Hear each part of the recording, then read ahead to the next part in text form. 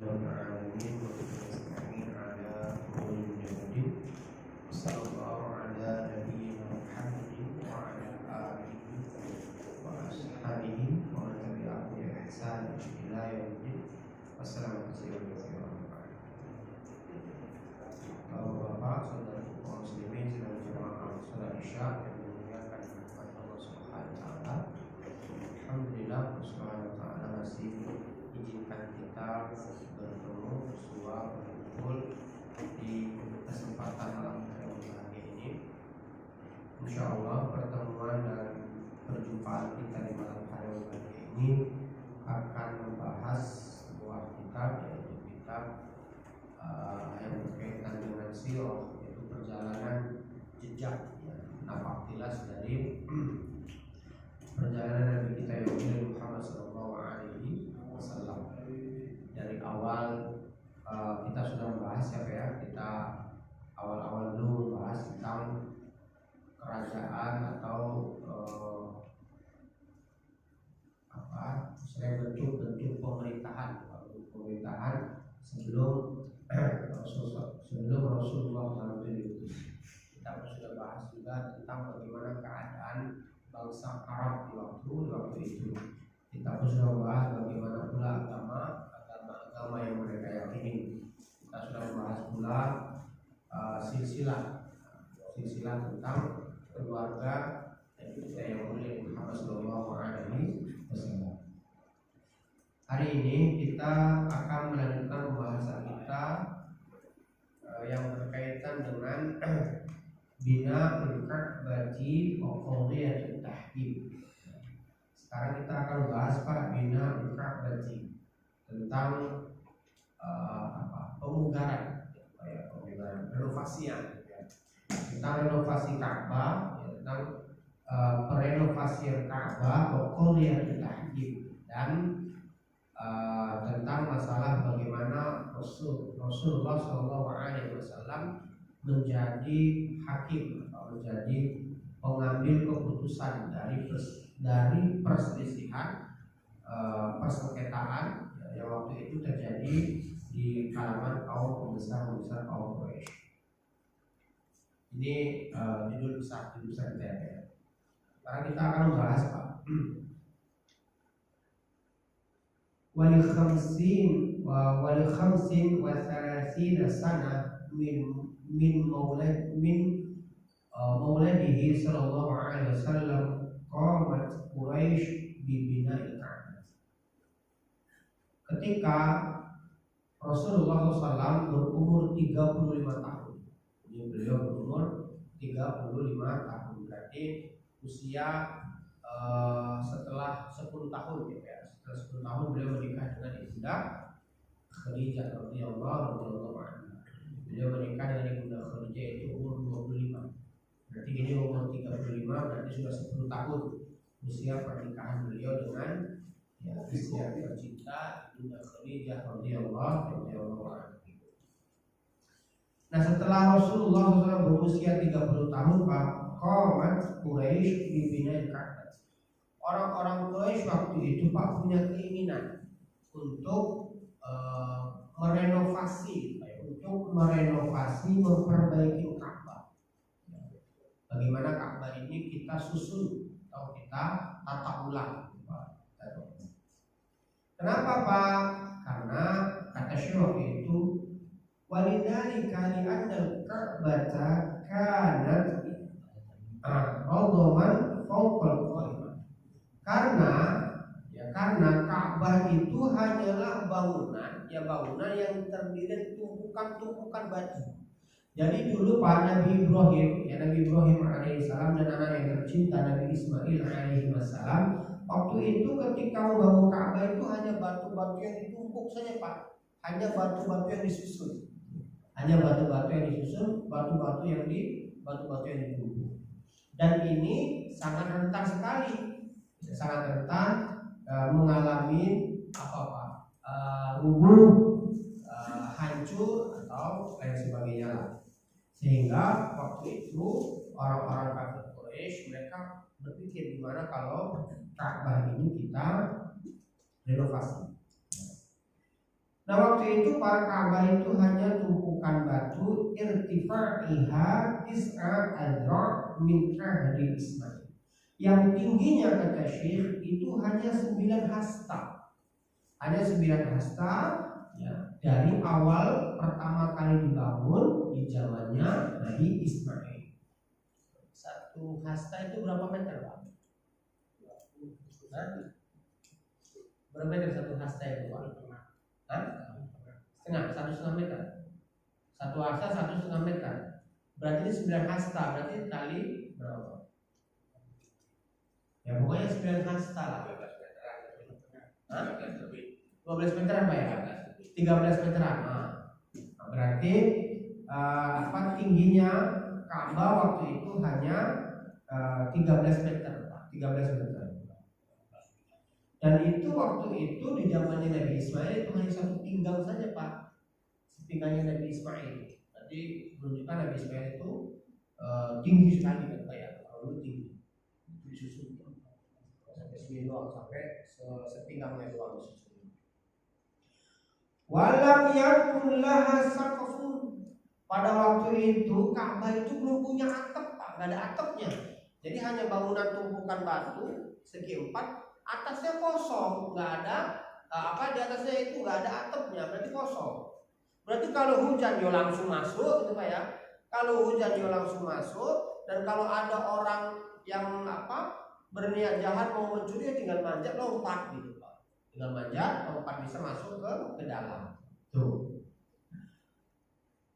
Fasarokun ya, fasarokun nafaru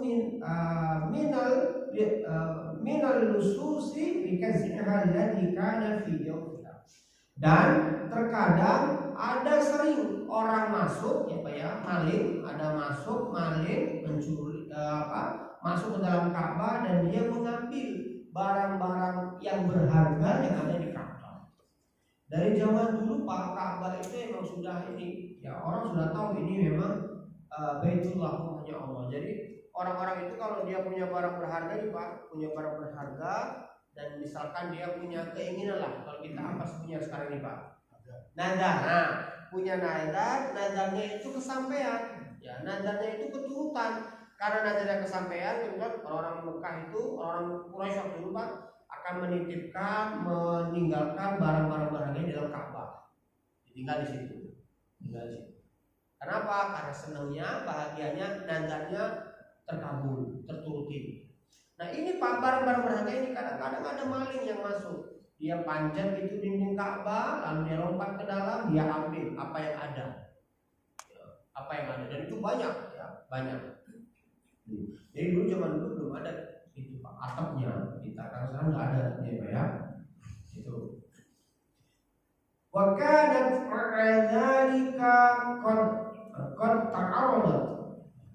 Dan pada waktu itu Ka'bah sudah mulai sudah mulai kalau rumah itu laku gitu Pak. Nah waktu itu Ka'bah sudah mulai rapuh. Ya. Kenapa Pak? Itu dari zaman Nabi Ismail Pak.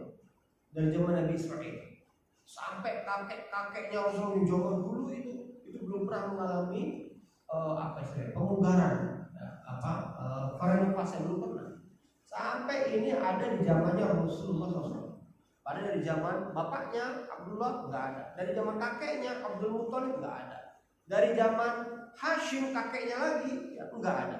Itu tidak ada pemugaran. Ya, jadi sudah sangat ini sekali, sudah sangat lama sekali. Itu sudah sangat lama sekali. Bi'tibariha atharan qadiman. Nah, karena Ka'bah waktu itu sudah mulai laku karena usianya sudah lama, sudah entah berapa generasi berganti, Ka'bah belum mengalami pemugaran, ya, pemugaran. Wasodaqat ya hadraha, dan waktu itu Pak, dinding-dindingnya Ka'bah pun sudah mulai Pak? Sudah mulai bolong-bolong, ya, sudah mulai kropos, sudah mulai laku lah. Kalau kayu laku, tapi ini kan batu, dari batu-batu. Berarti apa ini Pak namanya Pak? Kalau batu itu Pak, laku kan kayu kalau laku. Kalau batu udah lama tuh Pak ya. Kropos itu ya. Ya pokoknya gitu. Jadi sudah mulai ini sekali, sudah mulai apa? Sudah termakan dengan usia. Qabla bi'tsati sallallahu alaihi wasallam bi 50 sinina harfal makkati siril Arab. Sebelum Rasulullah 5 tahun Pak ya, 5 tahun sebelum Rasulullah diutus sebagai seorang nabi Pak ya, sebagai seorang nabi, Mekah waktu itu Pak dilanda banjir bandang, banjir besar. Jadi banjirnya sangat besar ya.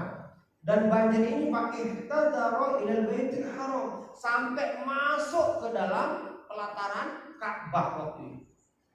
Itu Bapak kalau nanti ya Bapak insya Allah udah pernah suruh tahu lah ya. Ka'bah itu kan di bawah ya kan Pak. Dan kita kalau jalan itu kan ke atas gitu kan Pak. Karena Ka'bah itu memang di bawah, dia posisi di bawah. Jadi tempat berkumpulnya air itu. Sebenarnya itu tinggi-tinggi semuanya Pak. Ka'bah itu di bawah. Jadi Ka'bah itu rendah lah gitu. Ka'bah itu rendah. Dan sekarang sih bisa Bapak lihat nanti kalau itu Ka'bah itu memang di bawah dia rendah. Jadi dulu banjir itu Pak, langsung air itu dari atas bukit-bukit itu. Sekarang saya masih berbukit-bukit begitu Pak. Ya, bagaimana zaman dulu? Padahal sekarang sudah banyak dibangun, ada yang dibangun jadi restoran, ada yang dibangun jadi hotel, ada yang dibangun macam-macam kan Pak. Pertukuan itu kan tinggi-tinggi semuanya itu Pak. Itu Ka'bah itu rendah di bawah. Jadi banjir dulu waktu itu Pak, banjir besar ya, sampai masuk ke dalam Ka'bah. Ya. Fa'ausyakat Ka'batu minhu 'alal ahya. Waktu itu Pak, orang-orang kaum Quraisy mereka khawatir nanti Ka'bah ini roboh. Nanti Ka'bah ini apa Pak? Tumbang. Kalau nanti tumbang sudah tidak berbentuk lagi kan Pak? Kalau nanti sudah ambles itu misalkan Ka'bah itu ambles terus nggak berbentuk lagi. Bingung nyusunnya kan Pak? Bingung menyusun ulangnya. Fattarat Quraisy ila tahdidi bina'iha. Ya, harsan ala makanatiha. Tapi orang-orang Quraisy waktu itu Pak takut. Mereka itu takut, nggak berani untuk merenovasi. Kenapa Pak? Karena mereka tahu kedudukan kemuliaan Ka'bah itu. Jadi ini tempat keramat, nah gitu loh Pak istilahnya Pak. Nggak berani, nggak ada orang macam-macam. Ya nggak ada orang yang berani macam-macam. Ini gimana nih kalau kita hancurkan, kita bongkar, misalkan kita renovasi, jangan-jangan nanti kita kualat, kita kena apa? Kena karma atau lain sebagainya. Jadi orang Arab waktu itu nggak berani Pak. Akan tetapi melihat kondisi Ka'bah yang seperti itu, ini nggak bisa enggak ini. Kalau dia biarkan, dia akan ambruk dengan sendirinya. Ini akan roboh ini. Kalau mau direnovasi, nggak berani. Sudah salah nggak Pak? Sudah salah. Sampai nanti ada yang berani Pak. Ya. Ada nanti namanya Al-Walid bin Mughirah. Al-Walid bin Mughirah berani Pak. Nanti dia yang mendahuluin, dia yang mencopot satu batu bata itu. Ya. Ternyata nggak terjadi apa-apa sama dia. Akhirnya yang lainnya ngikutin nanti. Wattafaqu ala alla yadkhulu fi bina'iha illa thayyiban. Lihat Pak, orang kafir Quraisy waktu itu mereka punya keinginan untuk melakukan renovasi pembukaan Ka'bah ini. Tapi sebelum mereka sepakat Pak, ya kumpul mereka Pak.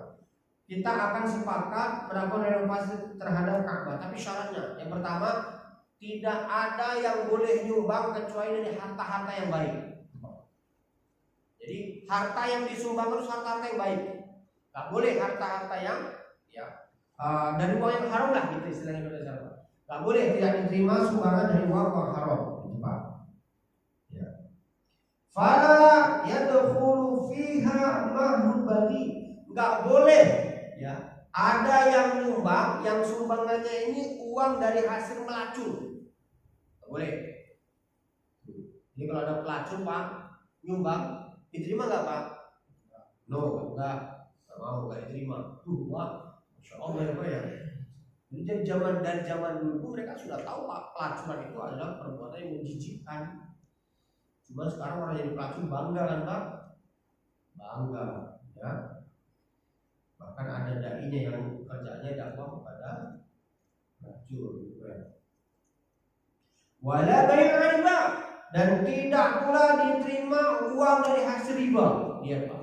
Jadi dari zaman dulu Pak, 14 abad yang lalu Pak, 1400 tahun yang lalu Pak, ini orang-orang Quraisy mereka sudah paham Pak. Harta riba itu harta nggak berkah. Harta riba itu harta yang tidak diterima oleh Allah. Allah nggak ridho. Mereka sudah tahu nggak diterima harta riba. Berarti Pak, zaman Quraisy itu riba itu sudah ada. Dan riba ini Pak adalah perekonomiannya orang-orang Yahudi. Orang Yahudi. Makanya prinsip ekonomi itu Pak, modal sekecil-kecil yang untung sebesar-besar itu prinsip ekonomi Yahudi itu Pak. Jadi Yahudi itu begitu. Ya, jadi mereka itu modal sekecil-kecilnya untung sebesar-besarnya. Itu kira-kira mungkin nggak Pak? Modal sekecil-kecilnya untung sebesar-besarnya mungkin nggak Pak? Hah? Nggak mungkin. Mungkin kalau nipu. Iya. Mungkin kalau curang, mungkin kalau khianat. Tapi kalau jujur Pak nggak mungkin. Nggak mungkin. Air ini misalkan Pak. Air ini misalkan modalnya hanya misalkan 100 perak, ya, kecil modalnya Pak, dijual misalkan 1000. Ya. Kira-kira ini bisa dengan dijual harga 1000 dengan modal 100.000, modalnya 100 perak Pak, dijual dengan 1000, itu kalau misalkan normal mungkin nggak Pak? Nggak mungkin. Mungkin kalau Pak dipu, misalkan airnya ini bukan air yang bagus. Ternyata air ini kan diisi ulang, bukan dari air murni yang pegunungan yang diolah. Hah? Gimana Pak? Pesawat apa Pak? Maksudnya gimana Pak? Pesawat. Di pesawat? Ya itu, Bapak Ridho nggak beli yang dua? Terpaksa kan Pak? Iya, terpaksa. Iya. Harga di pasaran misalkan Pak, harga minuman ini misalkan 1000, tapi ketika kita beli di restoran jadi 10.000. Oh, itu sudah sangat jauh sekali kan Pak? Islam nggak boleh begitu Pak. Islam itu bukan begitu model ekonominya. Tidak, bukan memeras Pak, ya bukan memeras. Ekonomi Islam nggak seperti itu. Makanya pada kitab fikih itu namanya Pak kitab berbuyur, kitab tentang jual beli, itu Pak. Jadi dalam Islam pun masalah jual beli itu diatur Pak. Ada kitab berbuyur namanya Pak, kitab jual beli. Jadi ada ilmunya bagaimana tata cara jual beli itu. Para pedagang belajar kitab itu Pak. Para pedagang belajar tentang bagaimana tata cara jual beli dalam Islam. Wala mutrimatu ahadun minan nas, dan nggak boleh juga diterima harta dari hasil menggolimin orang. Misalkan apa Pak? Misalkan harta dari hasil membegal, harta hasil ngerampok, atau kalau kita sekarang harta hasil apa Pak? Korupsi. Nah itu nggak boleh, nggak diterima. Ya, dan itu diumumkan Pak. Karena ini rapat antar para pembesar, semua kabilah-kabilah pembesar itu dipanggil.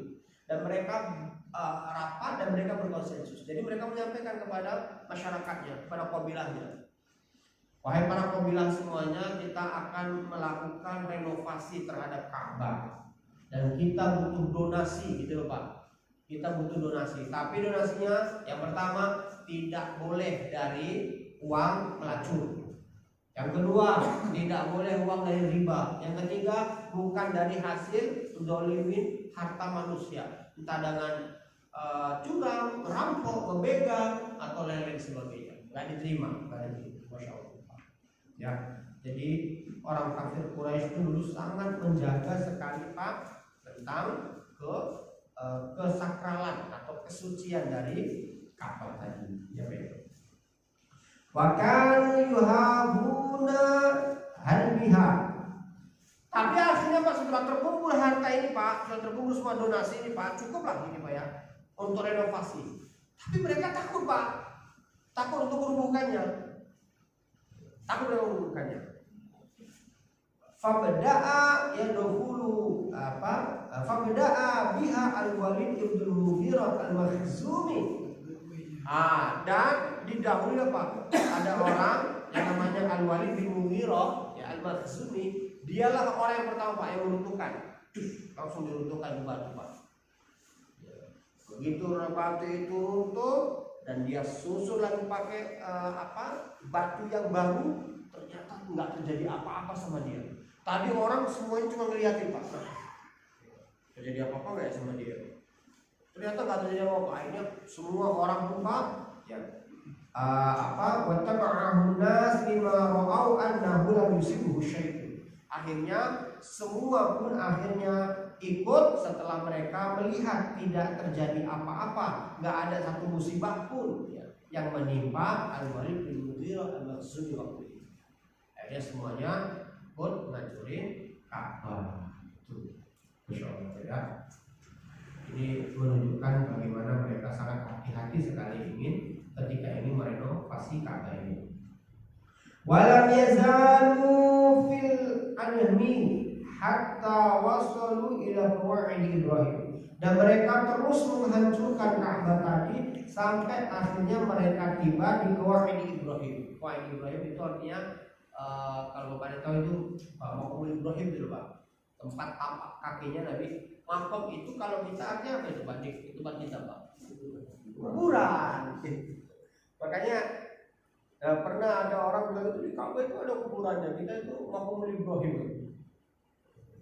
Pada Maqam itu Pak, ya asal katanya tempat itu artinya Pak. Tempat. Jadi tempat berdiri Nabi Ibrahim waktu itu. Tapak kakinya Nabi Ibrahim ini bukan kuburan Nabi Ibrahim, bukan. Ya, kuburan Nabi Ibrahim. Jadi alasan boleh sholat di kuburan, padahal enggak. Padahal itu Maqam itu. Kalau di kita Maqam itu makam kuburan. Ya. Kalau di Arab Maqam itu makbaroh namanya Pak. Petilasan. Kalau di Arab itu makbaroh, nah makbaroh itu kuburan. Tapi kalau Maqam itu tempat, ya tempat. Itu tempat berdiri Nabi Ibrahim ketika Yesus batu-batu itu. Mereka hancurkan terus Pak sampai akhirnya mereka sampai di tempat qawaid Ibrahim, di tempat qawaid Ibrahim. Summa aradu al-akhdhu bil bina. Kemudian mereka pun mulailah untuk membangun ulang. Ya. Fajaza'ul Ka'bata wa khususu li kulli qabilatin juz'an minha. Dan mereka pun akhirnya membagi Pak, setiap kabilah membangun bagian sudut-sudut. Kabilah ini bagian sudut ini, kabilah ini bagian sudut ini, dibagi Pak per sudut-sudut setiap kabilah. Jadi setiap kabilah itu punya bagian masing-masing. Jadi nanti selesai bareng-bareng gitu Pak. Jadi nggak dikerjain satu sudut, kerjain lagi enggak, bareng-bareng. Kamu bagian sudut ini, kamu bagian sudut ini, kamu bagian sudut ini. Jadi dibagi ya setiap kabilah, ya setiap sudut. Fajama'at kullu qabilatin, akhirnya ya setiap kabilah pun akhirnya mengerjakanlah masing-masing dari bagian mereka, ya bagian mereka. Wa akhadhu ya benunaha, dan mereka pun semua turut ambil bagian ya, untuk bareng-bareng gotong royong bangun Pak. Jadi yang perempuan waktu itu nyediain apa Pak? Yang perempuan waktu nyediain minuman, makanan dan lain sebagainya. Yang anak-anak waktu itu ikut ngumpulin batu-batuan. Yang orang tuanya mereka lah yang musuh itu semuanya bekerja sama Pak. Masing-masing kabilah punya bagian masing-masing. Jadi mereka bekerja sama seperti ya. Tawarul bina'a ya rumya ismuhu baku. Nah Pak, yang menjadi ya Pak, yang menjadi kontraktor apa? Arsitek gitu Pak. Yang menjadi arsitek ya dari pembangunan ulang Ka'bah ini Pak orang Romawi. Siapa namanya Pak? Namanya Baku. Ya, namanya Baku. Ya. Ini jadi namanya. Kalau situ apa Pak?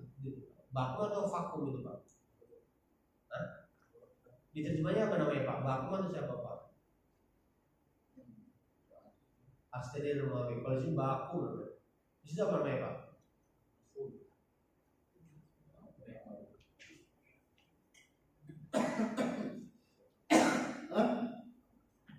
Gak ada Pak. Pokoknya di situ saya Baku, namanya itu Baku.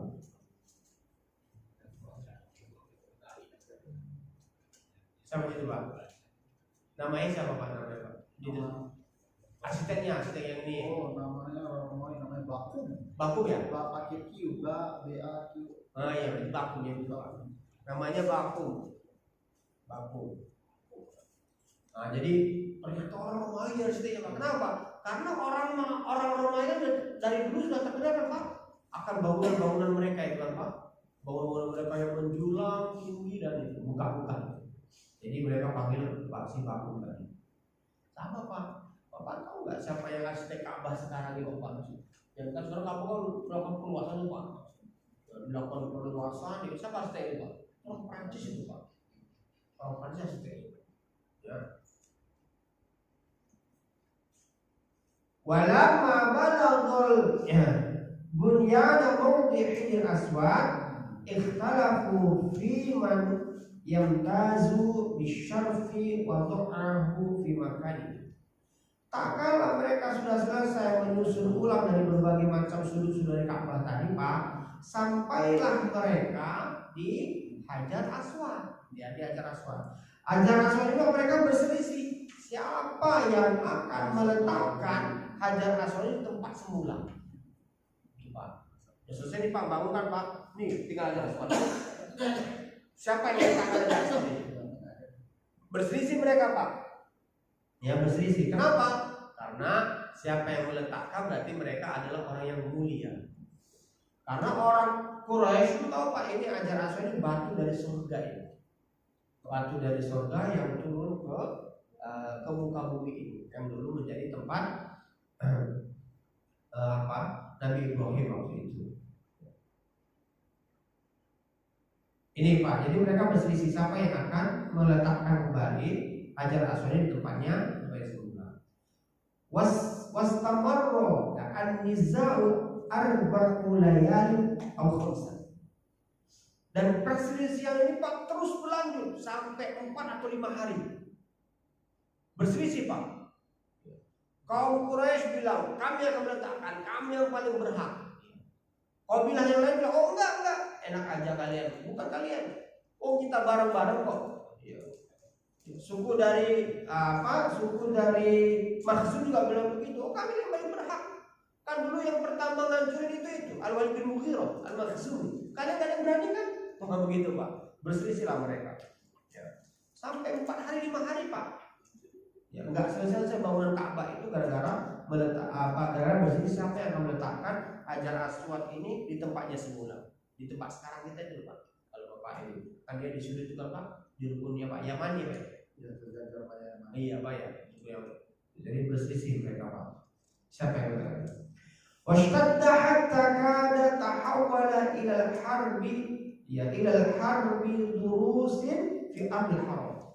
Wah, gara-gara perselisihan itu Pak, persengketaan itu Pak, gara-gara perdebatan itu Pak, sampai-sampai mereka itu mau perang. Sampai-sampai mereka itu mau mengangkat senjata Pak. Ya. Sampai-sampai mau terjadi pertumpahan darah di tanah haram. Padahal orang Quraisy itu sudah tahu Pak, Ka'bah ini tanah haram, itu tanah haram Pak. Gak boleh di situ berburu Pak.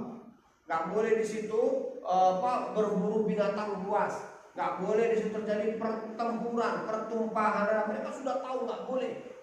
Itu tanah haram. Tanah haram. Ya. Makanya di Ka'bah itu di Mekah itu gak semuanya tanah haram Pak. Saya dapat rekaman itu Pak di Serang-Serang. Waktu itu ada orang bule Pak. Ada orang bule. Ya biasalah perempuan yang gak pakai jilbab apa. Lihat guys. Ini waktu itu di Madinah dia Pak. Dia ini guys. Ini ada orang bule di Madinah guys. Ya, pada di Madinah tanah haram. Enggak Pak. Madinah itu enggak tanah haram. Tanah haram di mana Pak? Mekah itu yang disebutkan seputar Ka'bah itu tanah haram. Biar pemerintah Saudi sekarang sudah membiarkan orang-orang kafir masuk. Aduh ini. Ya, dia memberikan narasi yang memprovokasi tapi terbangun di atas kebodohan. Iya, itu Mekah Madinah enggak tanah haram itu. Kalau di Ka'bah Pak emang nggak boleh masuk kecuali orang Islam.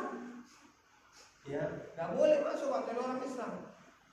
Kalau ada orang kafir yang bisa masuk ke Mekah, apakah tanah haram itu Pak? Pasti dia pura-pura masuk Islam. Ya, pasti dia pura-pura Islam itu.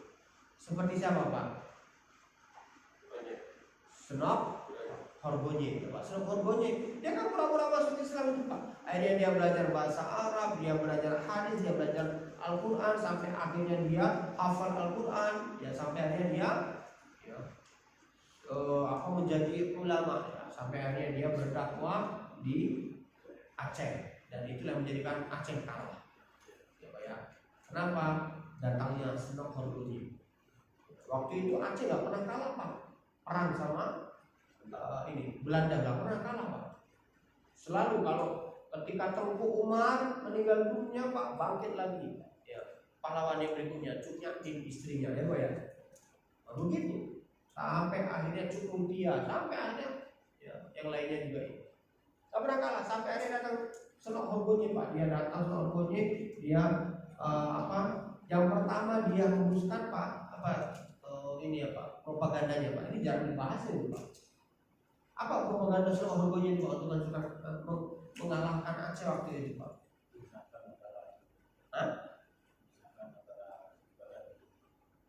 Itu yang pertama. Apa itu yang kedua lah Pak? Yang pertama Pak, Senok Horgoji itu ngomong ya Pak untuk bangun kuburan di masjid.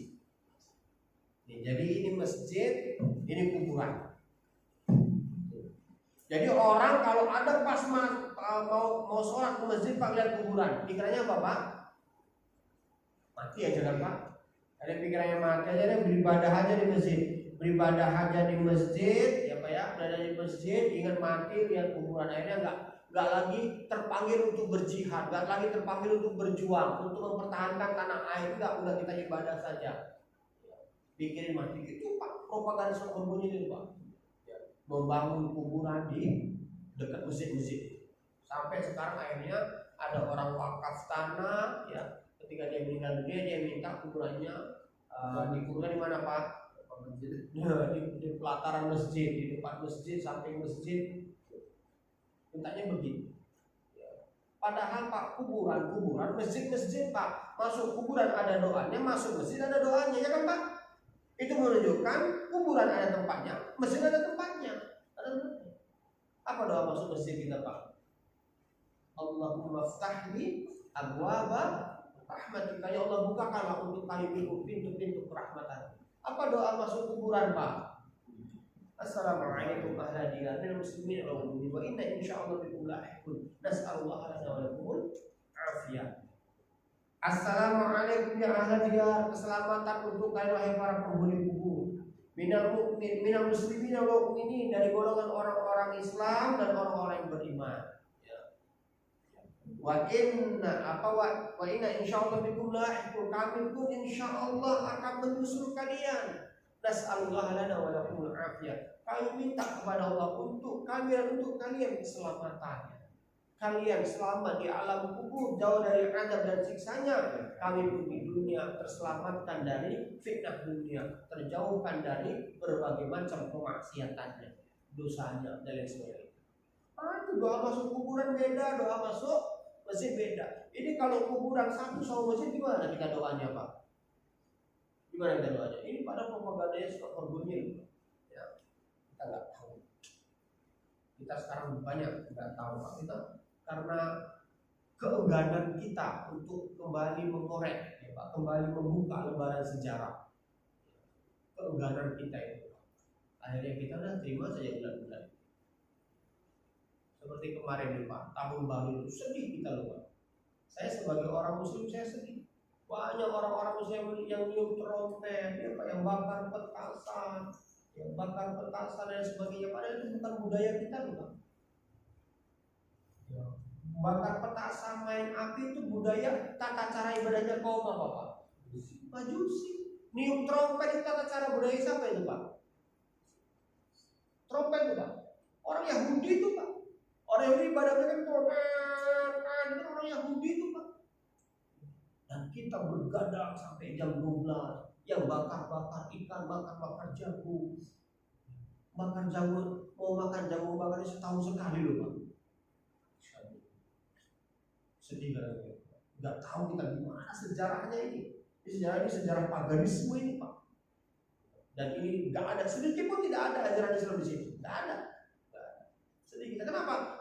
Keengganan kita untuk kembali membuka sejarah. Orang kita buka sejarah, kita baca gimana sih sejarahnya, gimana sih awal mulanya, gimana sih kronologisnya, kita akan tahu itu Pak. Itu bukan budaya kita, itu bukan budaya Islam, ya kan Pak?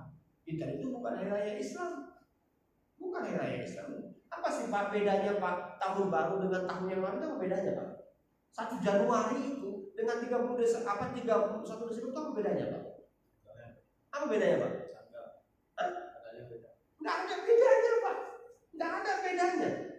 Tapi kita Pak, misalkan Pak, tanggal 29 ya, atau tanggal 30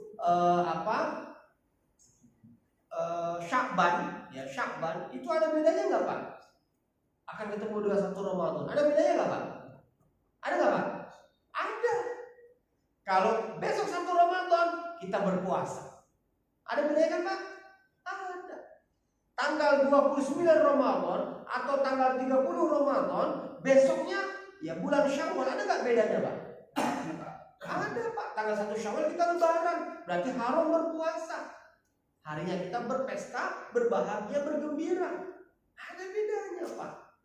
Ya. Tanggal 29 Dzulqa'dah atau tanggal 30 Dzulqa'dah, besoknya ada nggak bedanya Pak? Ada. Besoknya tanggal 1 Dzulhijjah, ya Pak ya.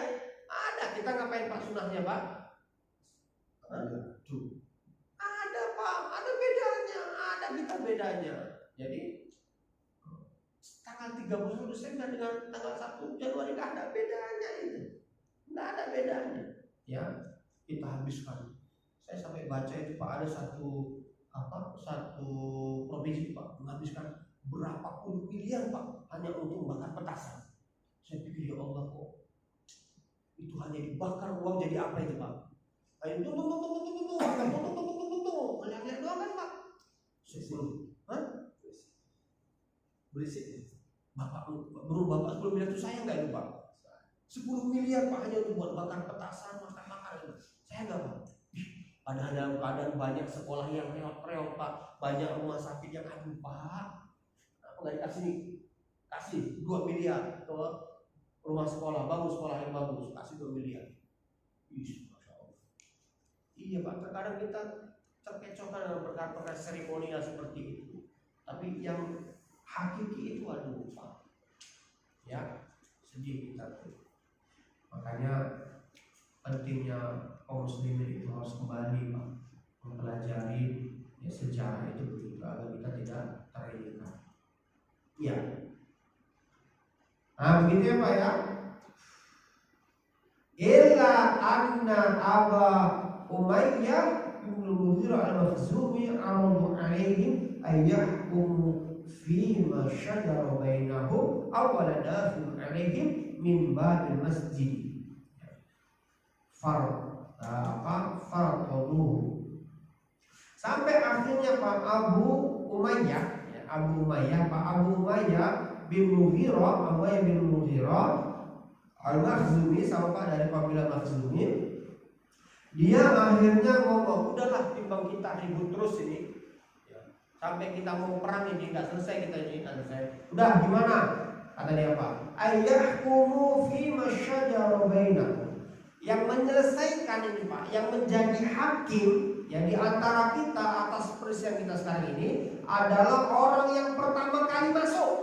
Orang yang pertama kali masuk dari pintu masjid. Besok kita lihat siapa yang pertama kali masuk dari pintu masjid itu. Siapa? Akhirnya semua setuju Pak. Ya, semua setuju, udahlah sepakat semuanya Pak. Fasya'allahu ayyakuna dzalika Rasulullah SAW.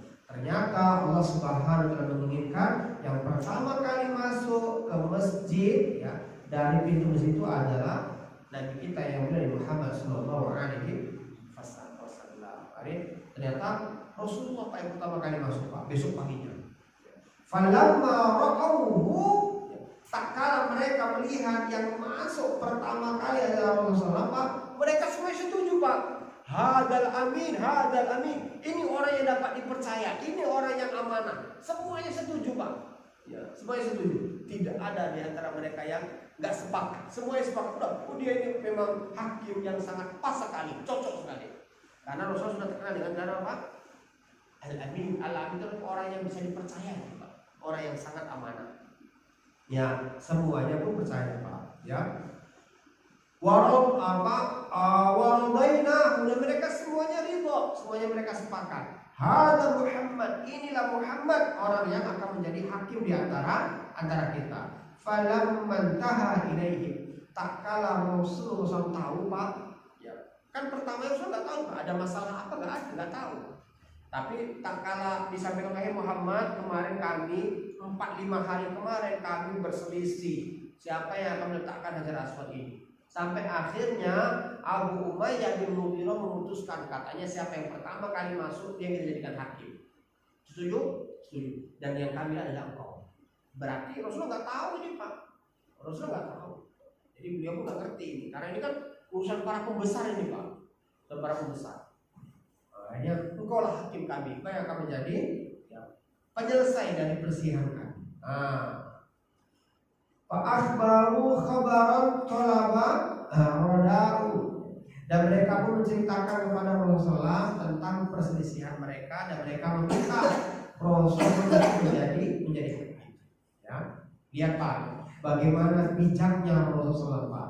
Rasulullah apa Pak? Ya, Rasulullah waktu itu meminta Pak, talaba rida, beliau minta selendang. Tidak selendang. Beliau minta selendang Pak, selendang. Fawadu al-hajar, ya, wasatohu, dan beliau meletakkan ya batu tadi, Hajar Aswad tadi di tengah-tengah selendang tadi Pak. Lihat bagaimana biasanya. Beliau letakkan. Ini selendang Pak, bentangkan selendang, lalu beliau ambil batu itu, beliau mengambil Pak, diletakkan di tengah selendang tadi.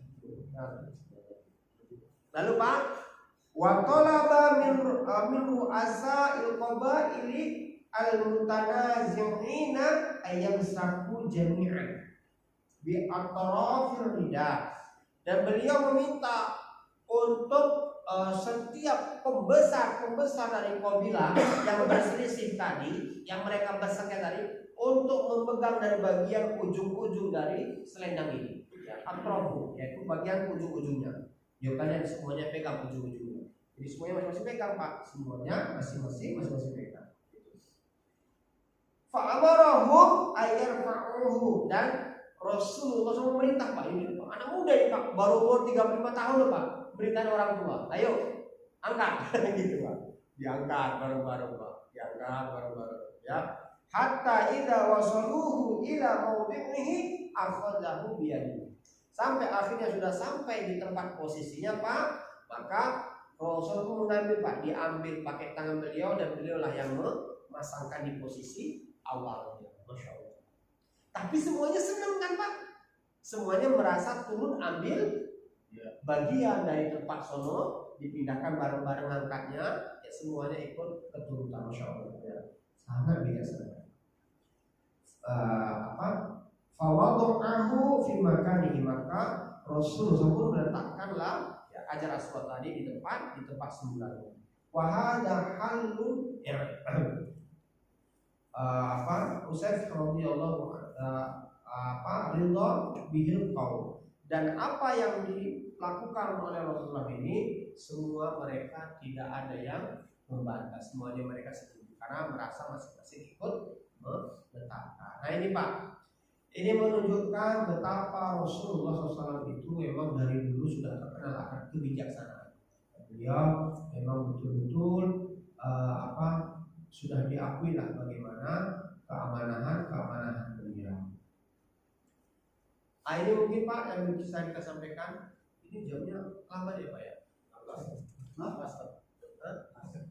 Pas. 24 tuh. Soalnya saya udah lewat 45 Pak, itu baru ini. Jam depan. Jam depan tuh Pak. Tapi mau lewat 4. Oh iya betul nih 45 itu ini. Baterainya ini 43 ya 2 menit. Apa? 43 ya. Itu jam 8:43. Hah? Enggak lah Pak. 40. Beda 5 menit. Beda 5 menit Pak ya? Wajar lah Pak.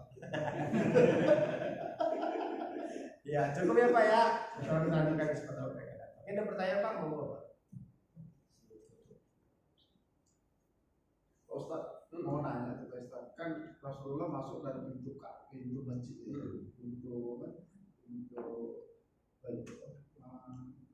Jadi dulu memang Ka'bah itu memang dari tengah-tengahnya. Kalau sekarang tuh posisi pintu masjid itu di sebelah mananya Hajar Aswad tuh. Wallah malam saya nggak tahu.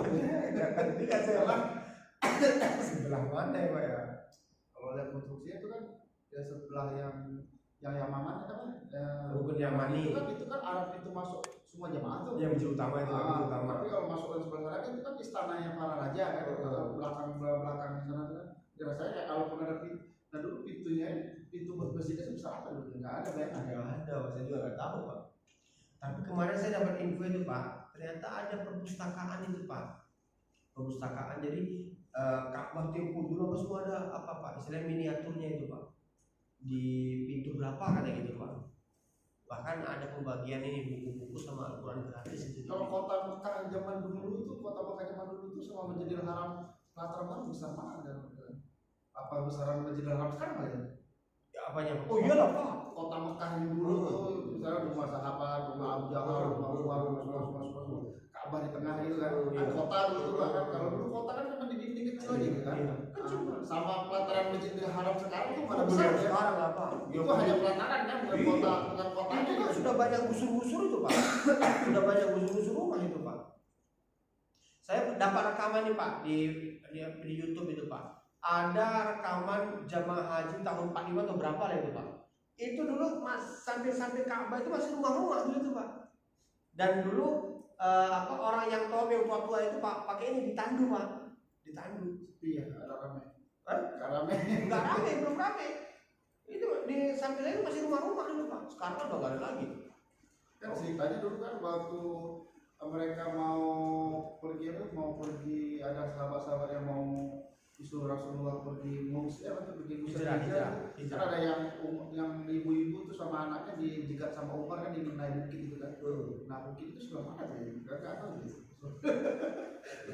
Kan jadi apa Pak? Katanya baru keluar kota Mekah itu. Berarti kan enggak jauh itu dari berarti dulu kota Mekah kecil harusnya. Kecil Pak. Cuma kan dulu kan Pak, rumah kan masih terpencil-pencil tuh Pak. Nah, itu pencil-pencil, masih di bukit-bukit, masih kecil. Cuman di mana batas aja nggak tahu lah Pak kita. Oh sekarang udah jauh sekali berubah kan Pak. Ya maksudnya kalau dulu kota kan nggak gede ya, kota kan kecil. Paling 1 kilometer udah besar kali kota dulu kan tidak ada bangun. Hah? Ada tahun atas. Yang pintu gerbang itu Pak ya? Oh yang pintu gerbang itu Pak? Oh iya. Nah, kalau kita saja aja kan sekarang di bawah tuh di dalam gedung kan, dalam gedung. Kalau dulu itu kan antara bukit sama bukit. Oh dulu kan nggak ada Pak. Dulu kan bukit tuh, ya sama bukit tuh 800 meter. Sekarang udah kan lagi. Dulu kan larinya emang langsung Pak, dari bukit dulu larinya. Sekarang kan enggak, udah di tempat, udah adem tempatnya bagus. Pokoknya rapi. Nah tempat saya itu asli begitu dulu Pak. Jadi tempat aslinya saya dulu itu yang sekarang kita gedung itu dulu asli nggak ada bangunan. Cuma 1 lapis, sekarang 1, 2, 3 gitu. Iya. Sekarang udah bertingkat gitu Pak. Tapi aslinya di situ tempatnya gitu. Berarti kan nggak jauh kan Pak dari ini, dari Ka'bahnya nggak jauh. Tapi bagaimana dulu kita nggak tahu Pak. Ya harus ini lihat miniaturnya. Udah nggak kebayang lagi. Oh nggak kebayang Pak. Apalagi ntar Pak tahun 2030 Pak kan itu Arab kan punya itu Pak. Tahun 2030 ntar Pak itu bisa menampung sampai 5 juta. Pokoknya itu Pak, puluhan juta jamaah bisa Pak. Sekarang barangnya pas saya belum datang ke sana itu kan di belakang yang dulu ya pasar Seng ya. Pasar Seng itu kan lagi bangun gedung gitu. Setelah kita keluar dari Seng itu tuh kan gedungnya gede banget tuh, masjid baru gitu. Dari 1, 2, 3, 4 lantai gitu. Itu tuh besar banget tuh. Itu kalau jadi itu bisa jamaah berapa ratus ribu orang. Iya, karena kan itu tahun 2030 itu Pak. Kan udah mau selesai tuh Pak, proyeknya mereka ini. Dan semuanya itu ada juga yang pakai ini apa, pakai mobil listrik yang terakhir semuanya. Tahun 2030 saya kemarin lihat ini di YouTube itu Pak, tahun 2030 Mekah Untuk 5 juta orang sekali ngumpul itu ada. berapa juga itu Pak? Sekarang banyak-banyak 2 juta. 2 juta banyak kan Pak? Besok kalau udah puluhan juta gimana Pak? 5 juta gimana nafas dulu.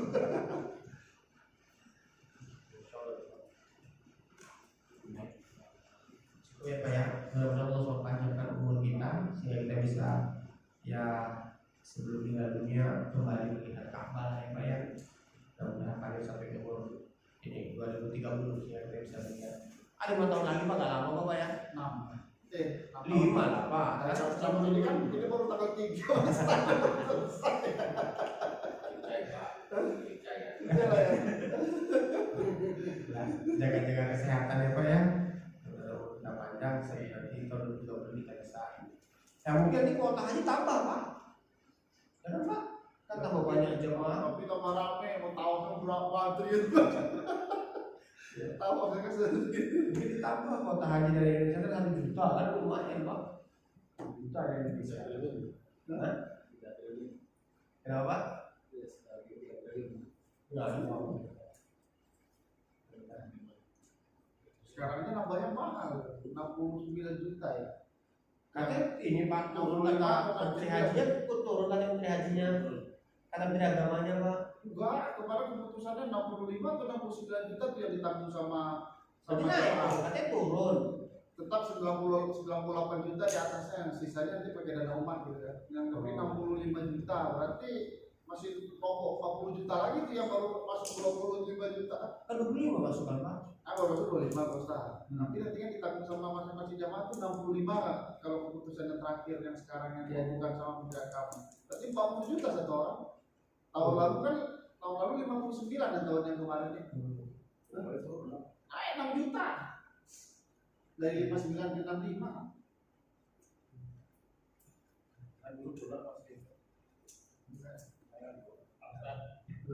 Siapa?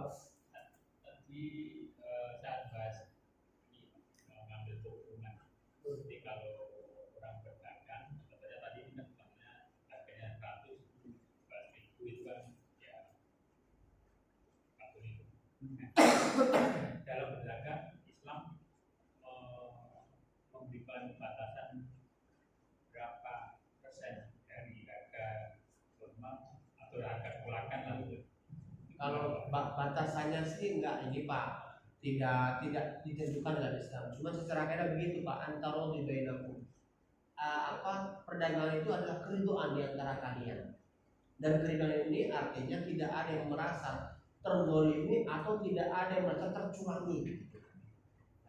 Misalkan ini Pak, ada orang jual barang sama Bapak, dia beli misalkan katakan 100.000, dia jual ke Bapak 1 juta. Pas Bapak tahu harga aslinya, itu 100.000, dia jual kamu 1 juta, itu Bapak merasa ini nggak, merasa tercurangi nggak Pak? Ayo Bapak secara kecil nih, Bapak tahu ternyata, ya ini harga beli barang ini cuma 100.000, tapi dia jual ke Bapak 1 juta. Setelah Bapak tahu ternyata harga barang ini 100.000 dan dia jual ke Bapak 1 juta, itu Bapak secara ini ridho nggak itu Pak? Merasa tercurangi nggak Bapak itu? Merasa nggak Pak? Jawab tuh Pak. Ya makanya kan ini Pak, kadang kan ada orang yang berjualan itu mumpung laku gitu ya. Jadi kadang-kadang seperti itu kan. Makanya dalam Islam Pak dilarang ini kan Pak, dilarang menimbun itu kan nggak boleh Pak. Dilarang menimbun barang, ya. Dilarang juga ngeborong barang. Misalkan Bapak ini tengkulak nih. Bapak tengkulak, ada orang dari kebun mau jual barang ini ke pasar. Sebelum sampai pasar Bapak borong semua, itu nggak boleh Pak. Dan itu haram. Karena ini akan, yang pertama akan merusak harga, dan yang kedua dia akan memonopoli barang tadi. Nggak boleh dalam Islam Pak.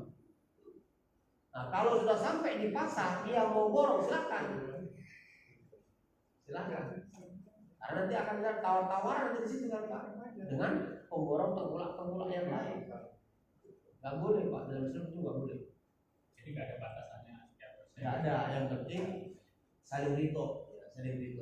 Artinya ya udah, misalkan ini barang Bapak 100.000 harganya, Bapak tahu harga 100.000, dan ketika dia jual Bapak 200.000, Bapak wajar lah mungkin operasionalnya apa gitu Bapak nggak perlu wajar. Makanya pentingnya itu tadi Pak, pemahaman muamalah tentang masalah jual beli kan begitu. Karena untuk batasnya nggak ada aturannya secara pasti aturannya nggak ada Pak. Secara apa ya? Secara paten itu nggak ada aturannya. Nggak ada. Yang penting tidak ada yang merasa tercurangi. Makanya Makanya sebetulnya Pak, Bulog itu kalau memang sebetulnya sesuai dengan regulasi itu bagus loh Pak. Karena Bulog itu sebenarnya kan untuk mengamankan harga kan Pak, agar tidak terjadi istilah kelangkaan barang dan agar tidak terjadi pula monopoli harga.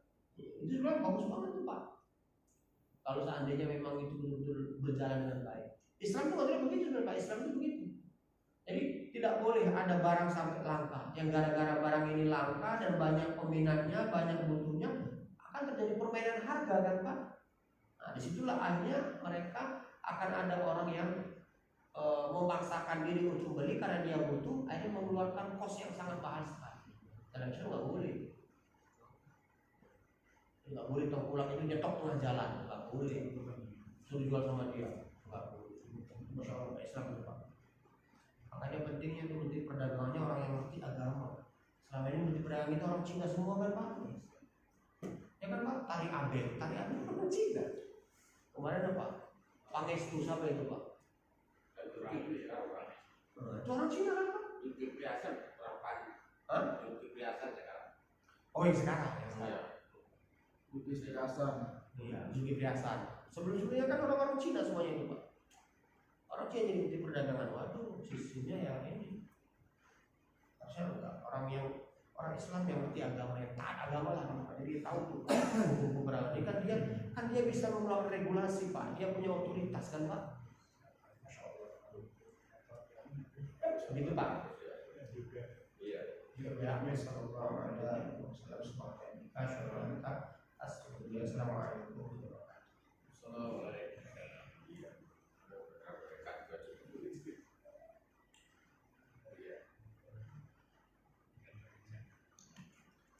Masalahnya orang Islamnya nggak pakai golput sih Pak. Apa? Masalahnya orang-orang Islam ada yang golput, yang jago-jagonya. Akhirnya yang mimpin mereka lagi. Karena kita udah ini Pak.